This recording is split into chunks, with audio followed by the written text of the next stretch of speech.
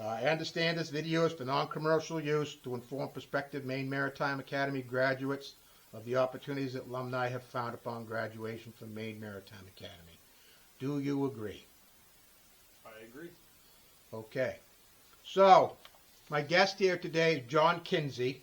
He's a special guest because he's the son of a good friend of mine that I started sailing with in the middle 80s.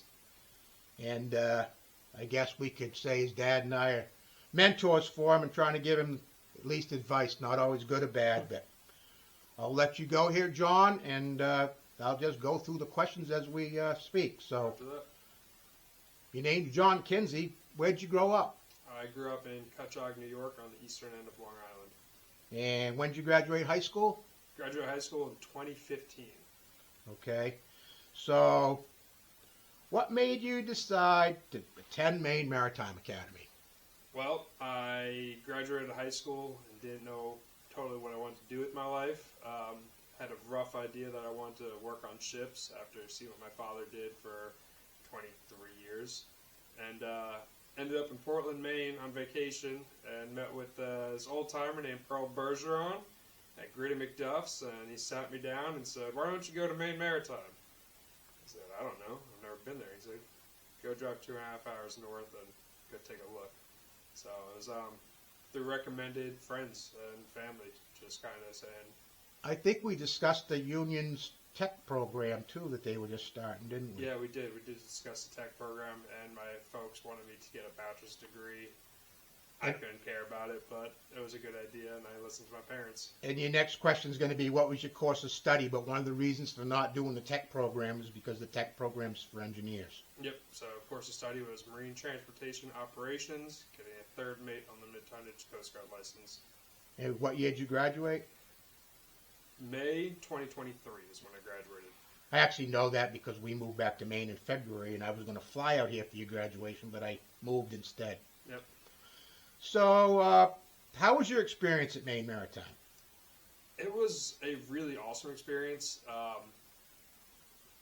Made a lot of really great friends, learned a lot, and I grew up a lot. It was a period of maturity and growth, and I learned that I really needed a structured environment to sit me down and say, do this, cut your hair, shave your face, go to class, wear a uniform.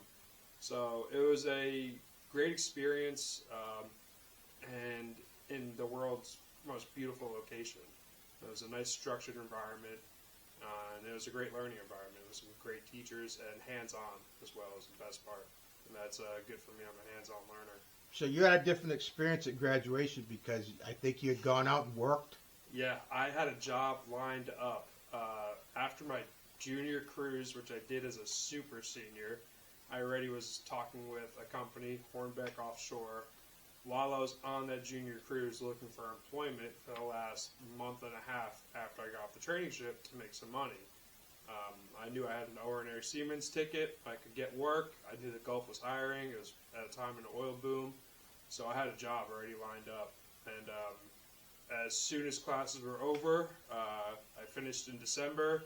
I walked in May with graduation. So for those couple of months, I already went to work in the Gulf on the HOS Achiever with Hornbeck Offshore. They did a phone interview and already had plane tickets waiting for me as soon as I got back. And then you did some time on there, then you came back and graduated. Yep, did some time, sailed, learned a lot, got some great experience, and then came back and walked through graduation. Right. So you already told us what your first job was. Have you changed jobs or careers since then? Yeah, I've changed jobs a lot. So I sailed in the Gulf of Mexico on multi-purpose service vessels and oil supply boats, and did that for about a year until I got my third mate license, and then I decided to join the union, American Maritime Officers, and then at that point I worked on countless other ships. I've done a pure car truck transport called G&N, going for Pasha, Hawaii, from San Diego to Hawaii. I worked sea trial jobs on gray hull military vessels with Cetacean Marine in NASCO, San Diego. One was the TAO 207 Earl Warren, and another one was the USNS Robert E. Simiak, a Marine floating basically supply base. And then I went and worked on articulated tugs and barges, ocean-going ATBs for Fairwater, ATB Sea Power, did that for about a year. And then I'm now sailing as second mate on a 600-foot product tanker, the SL Hawaii with SLNC, all with the Union. The reason I joined the Union is I wanted the freedom to bounce around, see different things, and gain more experience. Tell us a little bit about the Simiak. Wasn't that like a pre-delivery Yep. shipyard? So Tell us a little bit about that, because being young and getting that experience is that's a good one. yeah, so I was really lucky when I was on the G-Nan. I had a great captain, and he called me into his office one day, said, "Do you want to make money?" I said, "What do you got, Cap?" And he had a friend that was looking for a third mate to do a sea trial. Worked the Earl Warren in NASCO, walked off one ship, hopped on another ship, went straight back to work, and made a great first impression with Harry Rogers from Cetacean Marine, and stayed in touch. Harry's a great guy, fellow AMO member, sailed for a long time, created his own company, and then got called back to work the Simiak not too much longer, and it was pre-delivery. Those jobs are normally sea trials, but for that we never left the dock, and it was just pre-delivery, so it hadn't been delivered to the Navy yet, and we were on board just to make systems ready and make sure the vessel didn't catch fire or blow up, and that everything was functioning properly, to watch it basically. I worked with Harry both when he was chief mate and captain with Maersk Line, way back. Way back. Okay, so now you're on a tanker, Yes, sir. and we've already had a long conversation before this little interview, but and talked some of the challenges of the job. But what's the easiest thing you do right now in your job as second mate on the tanker? Ooh.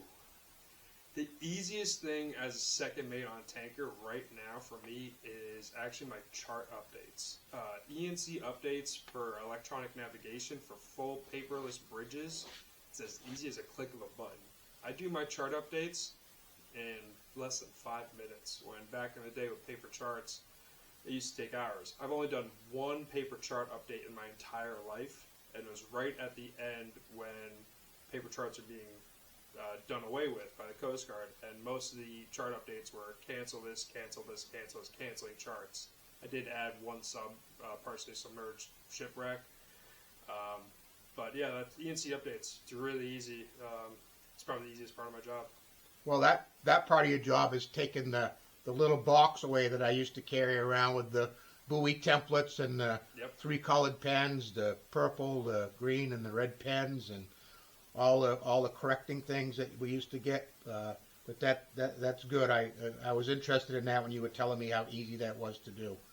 What's the hardest thing you do on the tanker? What's the hardest job that you have to complete? Oh man, probably it's a tough decision between voyage planning and making new routes and new plans for unknown waters that I or no one on the vessel has ever been before. On a part of the TSP tanker, you can go anywhere in the world, or doing cargo. Sometimes cargo startup, it's a lot. Having samplers, gaugers come on board, and you're sampling and gauging every single tank, multiple samples, gauging every single tank. It's a lot of work, that first startup. Getting hoses connected, arms connected. But that gauging and sampling can take a lot of time, and you got to be on the money. You don't want to mess that up. That's where the bread and butter is. So also, one of your challenges must be with the loads and discharges is that you're in several different ports of several different languages on the current run that you're on. So that can be a real challenge, communicating with shore and communicating with everybody around you. So man, it was a really eye-opening experience after doing a near coastal run on the ATB and going between Texas and Florida and New York and dealing with Americans. And it was very much just, hey, how's it going? This is what we got going on. It was very easy to communicate. to going to my first port on the SL Hawaii was Fujairah, United Arab Emirates, and dealing with guys from Fujairah Oil Tanker Terminal. And the cultural differences, communication barriers, and they do things different, we do things different. Then going to Japan, Korea, and learning the cultural barriers, the language barriers. Some people can be very particular on one thing and completely different on other things that we're normally very strict on. Yeah, absolutely. But then you get into some ports like Australia. Love Australians. That one was like coming back home. It's like hanging out with your little cousin. It went very easy, and it was a nice change of pace after being in Korea and Japan and having a huge language barrier. To come back with someone English speaking was very nice. Well, I don't want these to go too long, so we're at 11 minutes right now. So my last question, actually my next to the last question, I have one question I'm going to ask. Well, I'm going to ask everybody anyways, but first one, do you have any advice or comments to the listeners about your career path? Any encouragement for future second mates or third mates trying to climb up the ladder as you have done? Man, work, listen, learn.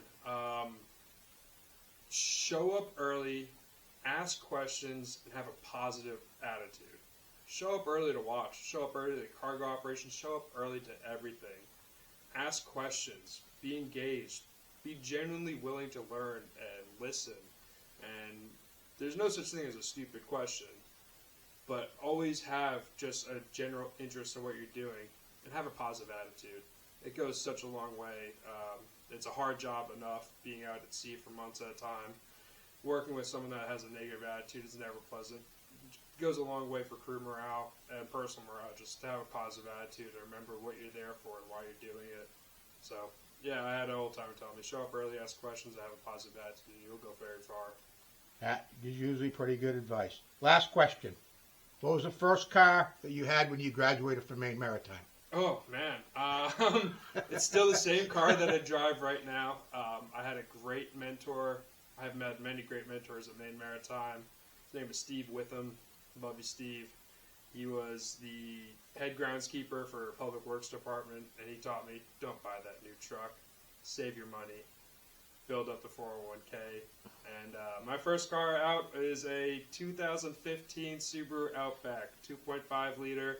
I still drive it right now. It has 195,000 miles on it, and I don't owe a single penny on it, and she gets me everywhere I need to go. That's great. All right. Well, I really appreciate it. We're going to put this out to on the YouTube page, and hopefully some people will read it. We'll watch it. You're not going to read it very well, but watch it, and hopefully it will encourage some kids to go to Maine Maritime or give kids in school some encouragement of what they're facing, and I appreciate it. Thank you very much, Earl.